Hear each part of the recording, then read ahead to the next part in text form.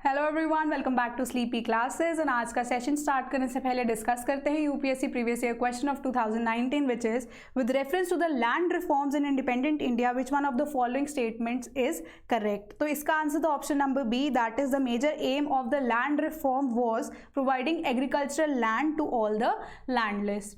And अगर हम देखते हैं अब इस चैप्टर को डिस्कस करते हैं, that is chapter 6 class 12 NCERT of polity, that is the crisis of democratic order.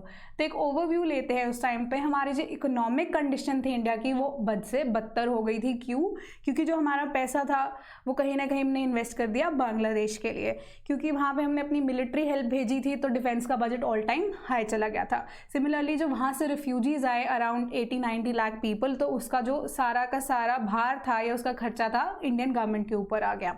और साथ ही साथ जो नक्सलाइट्स थे वो प्रोटेस्ट कर रहे थे गवर्नमेंट के खिलाफ, कहीं ना कहीं उन्हें सप्रेस करने के लिए भी पैसा बहुत ज़्यादा मिलिट्री के लिए या डिफेंस के लिए चला गया। एंड साथ ही साथ जो मॉनसून्स थे उस टाइम पे फेल हो गए, तो हमारी जो फूड प्रोडक्टिविटी या जो क्रॉप प्रोडक्टिविटी थी वो बिल्कुल ही लो हो गई थी। लोगों के पास फूड शॉर्टेज थी, खाने के लिए नहीं था। सिमिलरली जो हमारी इंडस्ट्री थी वो ऑल टाइम लो चल रही थी, तो अनएम्प्लॉयमेंट भी कहीं ना कहीं पैदा हो गई। तो इससे क्या हुआ, लोगों के बीच में या लोगों के मन में जो है गवर्नमेंट के खिलाफ कहीं ना कहीं गुस्सा फिर से उभरने लगा था। तो इससे क्या हुआ कि दो मूवमेंट्स जो हैं वो स्टार्ट हुए, बिहार में और एक गुजरात में। उस टाइम पे दोनों टाइम ही या दोनों स्टेट्स में ही कांग्रेस की स्टेट गवर्नमेंट थी। तो बिहार के मूवमेंट को जयप्रकाश नारायण और गुजरात मूवमेंट को मोरारजी देसाई ने लीड किया था। तो गुजरात मूवमेंट इतना इम्पॉर्टेंट या इतना फेमस नहीं हुआ था, वैराज जो बिहार मूवमेंट जिनको जयप्रकाश नारायण ने लीड किया था वो बहुत ही ज़्यादा इम्पॉर्टेंट बन गया, क्योंकि जयप्रकाश नारायण ये चाहते थे कि बिहार से बढ़कर भी आगे ये मूवमेंट जो है सेंट्रल गवर्नमेंट के कानों तक पहुँचे, दिल्ली तक कहीं ना कहीं पहुँचे। तो 1975 में रेलवे स्ट्राइक्स भी है वो लग गई थी, स्ट्राइक कर दी थी रेलवेज़ ने। एंड सिमिलरली क्या हुआ कि गवर्नमेंट को इसके खिलाफ स्टेप्स लेने पड़े।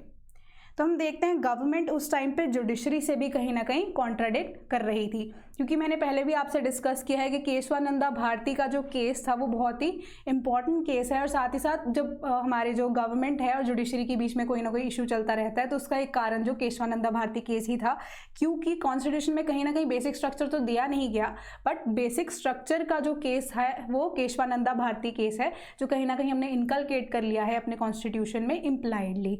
तो इसलिए बेसिक स्ट्रक्चर को अगर हम हिला नहीं सकते थे तो गवर्नमेंट कहीं ना कहीं ऑफेंड हो गई, क्योंकि उनकी मर्जी के लॉज जो हैं वो उस टाइम पर नहीं बन पा रहे थे। तो सिमिलरली इन रिटर्न इसमें क्या किया पार्लियामेंट ने, उस टाइम पे गवर्नमेंट ने क्या किया, अपॉइंटमेंट ऑफ सीजीआई, यानी कि जो हमारी सीनियरिटी के बेसिस पे सीजीआई की पोस्ट उस टाइम पे खाली थी, एक वैकेंसी आई थी, तो इस वजह से गवर्नमेंट ने रूल ही चेंज कर दिया उस टाइम पे जुडिशरी से, एक तरह से कह सकते हैं कॉन्ट्राडिक्ट करने के लिए, उनसे पंगा लेने के लिए। तो सीजीआई की जो लिस्ट है वो सीनियरिटी के बेसिस से हटाकर जो है नॉर्मल एक लिस्ट तैयार कर दी गई कि किसी को भी रैंडमली जिसको गवर्नमेंट जो है नॉमिनेट करेगी वो सीजीआई बनेगा, वो लॉ बना दिया गया। तो आपस में इनका ये इशू चलता रहा।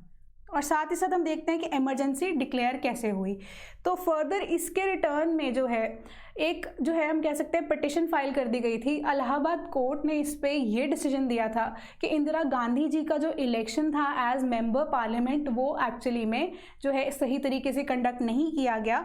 तो इस वजह से उन्होंने डिसीजन दिया इलाहाबाद हाई कोर्ट ने कि इंदिरा गांधी जी को री इलेक्ट होना पड़ेगा एज मेंबर पार्लियामेंट। वो मेंबर पार्लियामेंट उस टाइम पर रहेंगी ही, बट साथ ही साथ वो किसी भी सेशन को ज्वाइन नहीं कर सकती। एंड में ये डिसीजन लिया गया, तो she had to be reelected. तो एज अ रिजल्ट क्या हुआ कि बाई इलेक्शंस जो थे काफ़ी सारे, उसमें कांग्रेस कहीं ना कहीं हारने लग गई।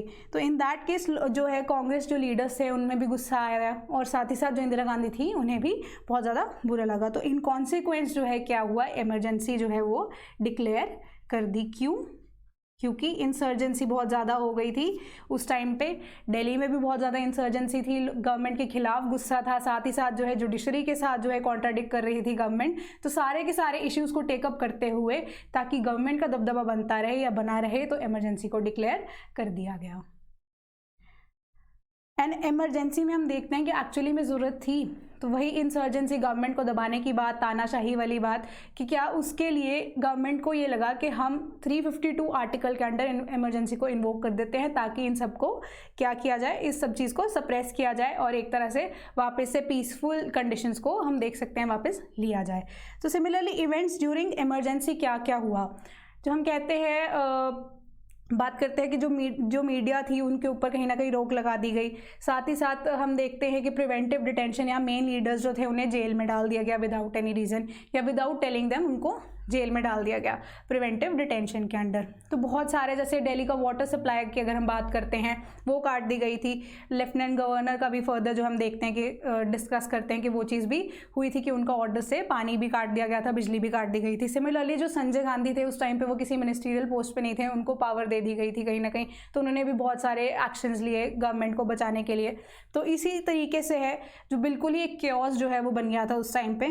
तो इससे हम ये सीख लेते हैं कि हमारा कॉन्स्टिट्यूशन शुड प्रिवेल। सीख ये है कि कॉन्स्टिट्यूशन का एक हम कहते हैं स्ट्रक्चर बन तो गया था, साथ ही साथ वो बिल्कुल ही एक तरह से डिस्ट्रॉय हो गया। ये हमारा सबसे बड़ा लेसन रहा। साथ ही साथ लोगों में और भी ज़्यादा गुस्सा आया, कहीं ना कहीं जो डेमोक्रेसी थी जो इस्टेब्लिश करना चाहते थे हम, वो कहीं ना कहीं बिल्कुल ही बची ही नहीं। तब हम देखते हैं कि जनरल इलेक्शन आ जाते हैं। टिल देन 18 महीने की इमरजेंसी जब ख़त्म होती है, जनरल इलेक्शंस बिल्कुल पास होते हैं 1977 के। तो जो पार्टी के लीडर्स हैं जिन्हें प्रिवेंटिव डिटेंशन के अंदर जो है बंद कर दिया गया था या जेल में डाल दिया गया था, उन्हें रिलीज़ कर दिया जाता है। उनके पास इतना टाइम नहीं था कि वो इलेक्शंस के लिए तैयार हो सके। बट जो पार्टी सी कांग्रेस के अपोजिशन में बनकर एक स्ट्रॉन्ग जो है उन्होंने अपना अलायंस बना लिया था और फर्दर जो है उसके ऊपर वोटिंग हुई। लोगों में भी कहीं ना कहीं गुस्सा तो था ही इमरजेंसी को लेके। तो इलेक्शन के रिजल्ट्स में फाइनली क्या होता है, first time in the history during that period जो है कांग्रेस की जो गवर्नमेंट है वो गिर जाती है। एंड फाइनली क्या होता है, जो जनता दल है, Janata Dal with the alliance of other parties जो है गवर्नमेंट फॉर्म कर लेती है। बट उस टाइम पे ये डिस्प्यूट रहता है कि प्राइम मिनिस्टर कौन बनेगा। तो अल्टीमेटली लीडर्स के बीच में वहाँ पे कन्फ्लिक्ट पैदा होता है। बट स्टिल जो मोरारजी देसाई हैं वो हमारे उस टाइम पे प्राइम मिनिस्टर बनकर आगे आते हैं। बट हम ये देखते हैं with in a span of 2 years ही ये गवर्नमेंट गिर जाती है। क्यों? क्योंकि वहाँ पे कोई एक लीडरशिप नहीं थी, जो एक क्लियर कट हम देखते हैं स्ट्रक्चर नहीं था काम करने का, कोई विजन ही नहीं था उस पार्टी का। उनका मोटिव सिर्फ जीतना था, बट कहीं ना कहीं वो सरकार को चलाने में सक्षम नहीं रहे और अल्टीमेटली उनकी सरकार गिर गई। तो इसका फ़ायदा अगेन अगर हम बात करते हैं कैसे, जब जैसे ही कांग्रेस जो हारी इलेक्शन को, उस टाइम पे ही इंदिरा गांधी जी ने ग्रास रूट लेवल पे काम करना शुरू कर दिया। और हम देखते हैं कहीं ना कहीं नेक्स्ट इलेक्शन आते आते कांग्रेस जो है वापस से रिवाइव हो जाती है, क्योंकि लोगों को ये चीज़ कहीं ना कहीं फिर से लगने लग गई थी कि इंदिरा गांधी के अलावा कोई ऐसे स्ट्रॉन्ग लीडर ऑपोजिशन में है ही नहीं जो उन्हें अपोज करे या गवर्नमेंट को चला सके। क्योंकि गवर्नमेंट जो उनके अलावा या कांग्रेस के अलावा इलेक्ट हुई उस टाइम पे, वो ultimately with in a span of 2 years गिर गई। एंड क्या होता है, रिवाइवल ऑफ कांग्रेस। और साथ ही साथ कांग्रेस जो है बैकवर्ड क्लासेस का फ़ायदा उठाती है, बैकवर्ड जो है क्लासेस का सहारा लेती है और अपने आप को बिल्कुल ही सोशलिस्ट पार्टी डिक्लेयर कर देती है कि सिर्फ और सिर्फ हम जो बैकवर्ड क्लासेस के लिए या लो इकोनॉमिक जो लोग हैं उनके लिए ही काम करेंगे।